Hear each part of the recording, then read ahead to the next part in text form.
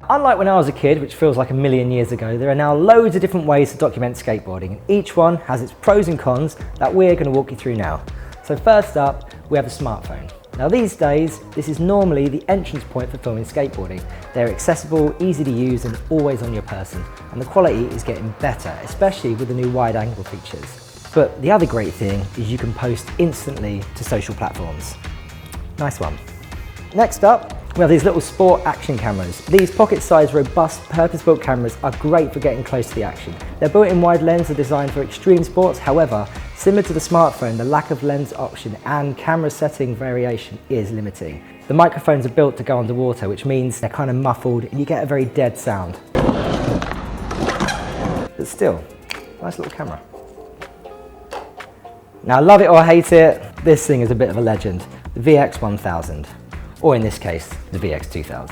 The camera aesthetic and raw image quality is so nostalgic that they are still preferred by many to this day.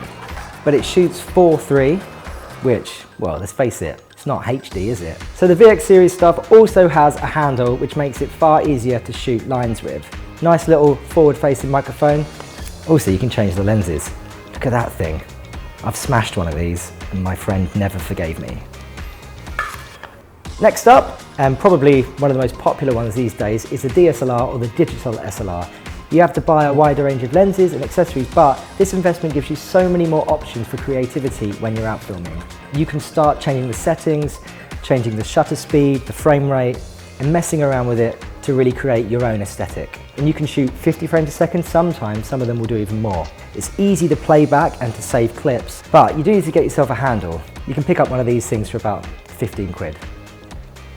And next up, we have this show off here, which is the FS700. It's much like the VX, it's got a handle on the top, obviously higher quality. You can have a mounted microphone, but it can take a variety of different lenses, giving you so much more creative options. And a nice feature of this is it can shoot up to 400 frames a second. Now that is super slow-mo.